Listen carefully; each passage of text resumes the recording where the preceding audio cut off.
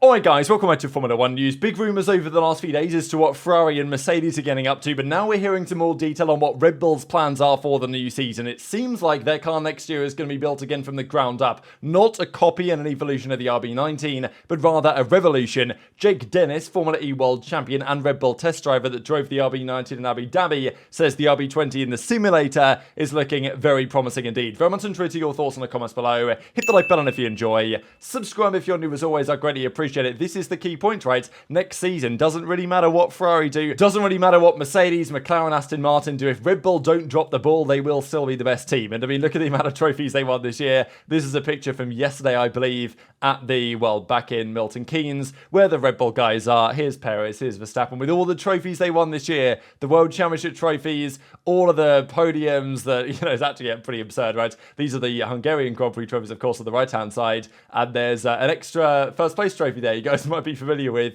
after Lando Norris broke it pretty famously, and this, of course, the team photo from everyone yesterday. So, will they deliver the goods again? That is the key question for Red Bull, but we believe they are taking some degree of risk with this year's car, where they could have potentially evolved the RB19. That doesn't necessarily seem to be the case. Few updates before we get into that, though. Aston Martin, Aramco cognizant Formula 1 team, are now no longer, I'm not going to say that again, but they're now just going to be Aston Martin Aramco Formula 1 team with no cognizant. So they've extended their partnership with Aramco, Saudi Aramco, of course, Saudi Arabia oil, you guys know the drill, and look, they're going to be extending that partnership, I imagine, for more money. What I wonder is this the start of something in terms of, is the team going to get sold? There's been rumours for a little bit of time now that Lawrence Stroll, having invested in the team, built it up quite considerably, had a good result in this year's championship, building that big factory near Silverstone that they're going to be working on for the near future.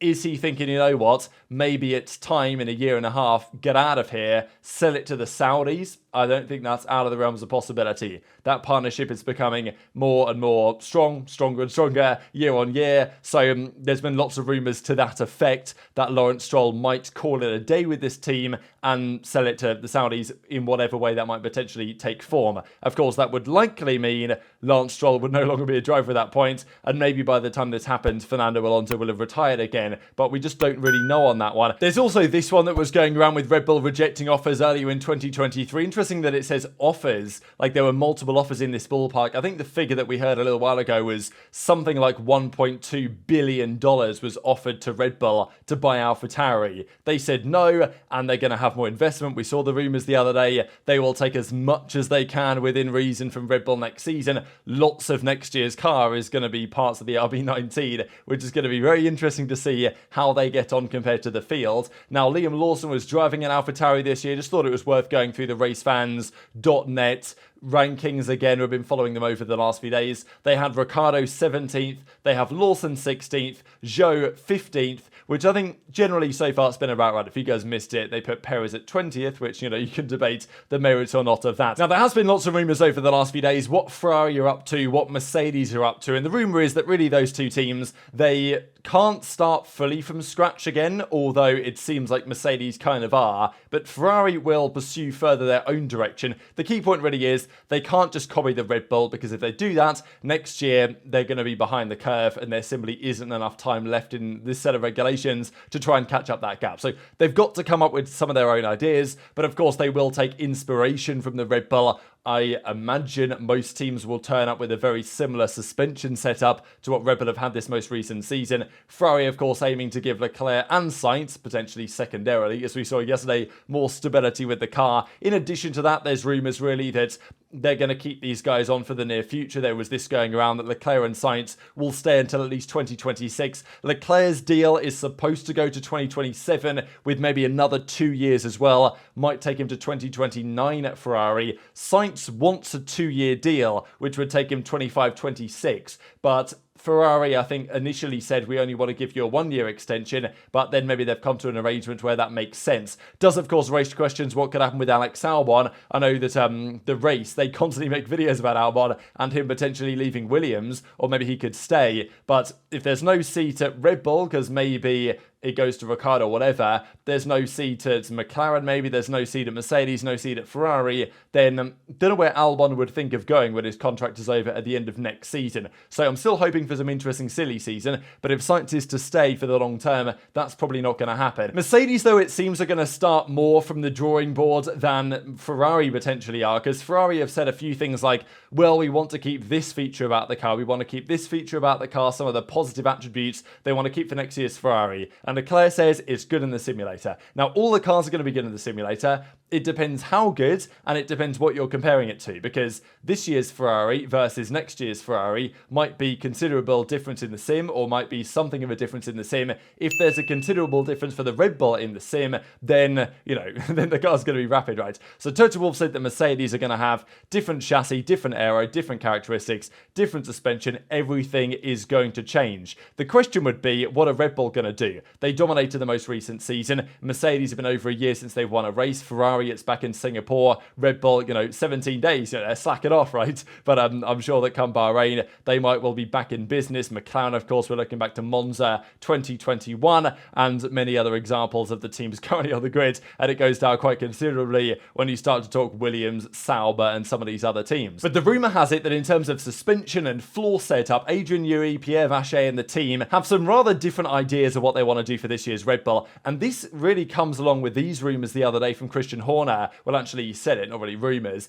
that this year's RB19 was very similar to the RB18. It was effectively an evolution of the RB18, which makes sense. The RB18 was a fantastic car in the second half of the season. They pretty much took the RB18 and made it better in every way. And that was the RB19, one of the most, if not the most dominant Formula 1 cars of all time. And Horner says that 60% of the car was basically the same, which is interesting when you hear that Aston Martin, for example, from 22 to 23, said their car was 95% different. So Aston Martin kept 5% of their car year on year. Mercedes, I don't know, what do they keep? 20%, 25%, maybe a little bit more of their car year on year. Red Bull kept 60%, and yet they still produced an absolute monster. So what the rumour is really around what Red Bull are doing here is that there's 4 years of these regulations, 22, 23, 24, 25, things change in 26. The first year, they've gone, brand new car, the RB18. The second year, this is basically an evolution. The RB19 was just the RB18 on steroids, effectively.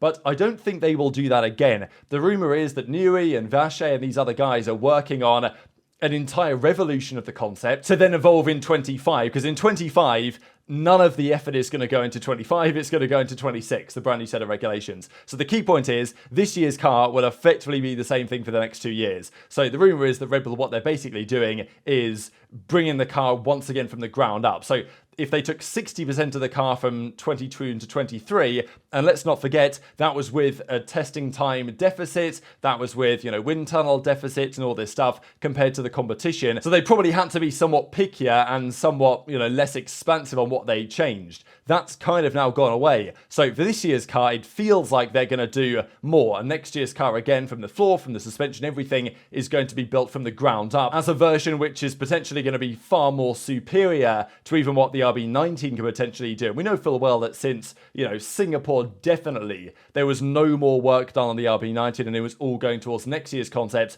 which it seems is going to be quite radically different. This comes as well with Jake Dennis the other day at the FIA's prize-giving gala saying that as far as he's concerned on the simulator, the RB20 goes well, goes very well, which is an interesting thing to say. And he actually has experience driving the RB19 very recently, of course, Formula E World Champion, development driver at Red Bull, and also in FP1 at Abu Dhabi, he was in the RB19. So he's definitely had plenty of experience driving the RB19 in real life and on the simulator.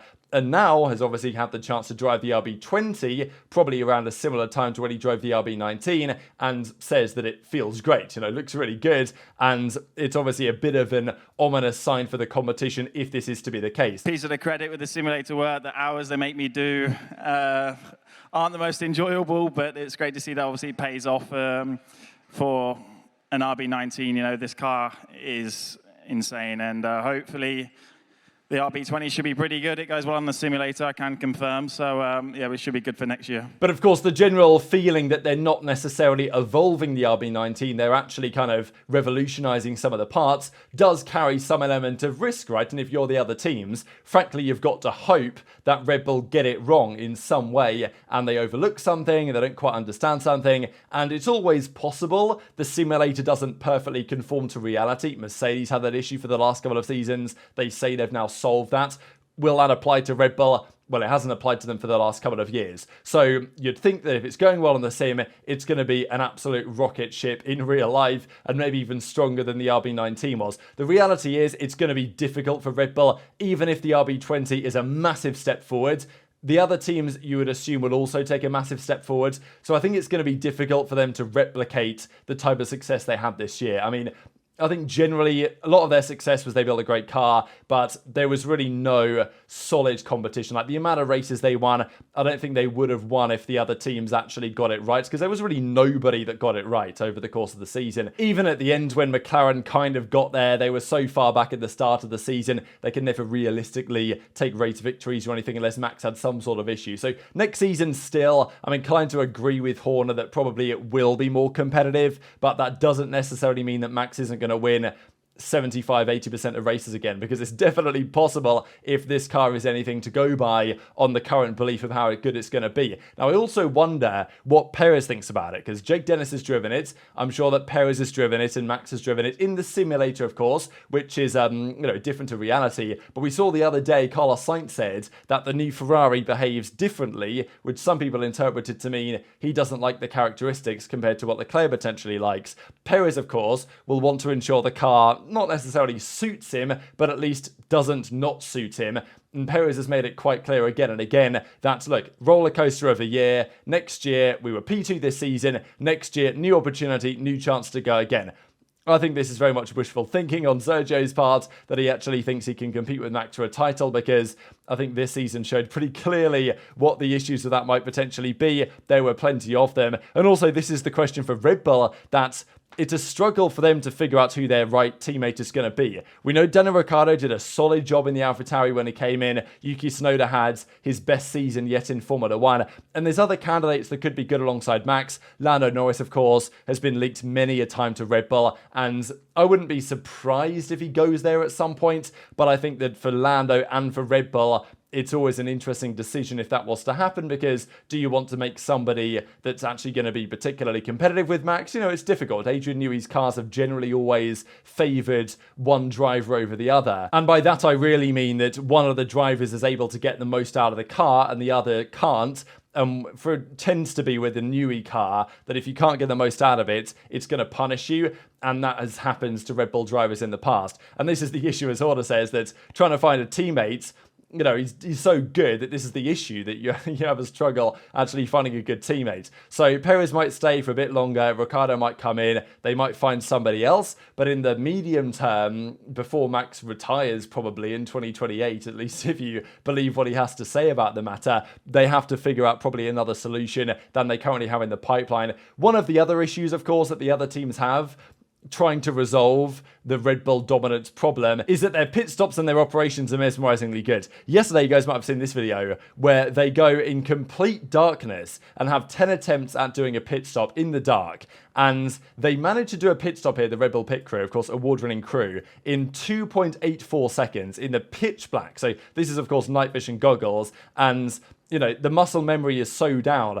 that after 10 attempts, they were able, I think they had a 3.2, and they got to a 2.84 second stop, which is just so insane. To think about it, right, that this season, Mercedes averaged a 3.2 second stop, and every team, their average stop of the season, with no blindfolds, with, they can see what they're doing, was the best they got was a 2.9. Red Bull's average was a 2.6. Their best they got on those attempts, completely blindfolded, effectively, completely in the dark, was a 2.84. I don't know if any other pit crew has that in the locker. Maybe they do, but that's just incredibly impressive, right? I mean, that literally is faster in the dark than Mercedes pretty much ever have in normal conditions. So there's many things that the other teams need to work on, but it's stuff like that that makes you think, like, how are you meant to beat Red Bull? They have the best car, they have the best driver, everywhere. They're the best strategy, they're best operations. And it's not even that they have a great car in most tracks. Their car is literally good everywhere. Like the McLaren struggles at circuits like Las Vegas. Ferrari tends to struggle at circuits with some more medium speed, such as potentially like Brazil or something. The Mercedes obviously has plenty of flaws with that car, but it's like the Red Bull is good in every corner type on the straight line. It's just absurd. Will the RB20 be as good? If they are not going to carry over many parts of the RB19, that'll be what the competition is hoping that they can't deliver, but more than likely they will. So very much interested in your thoughts in the comments below. Hit the like button if you enjoyed, subscribe if you're new, take care, and I'll see you next time.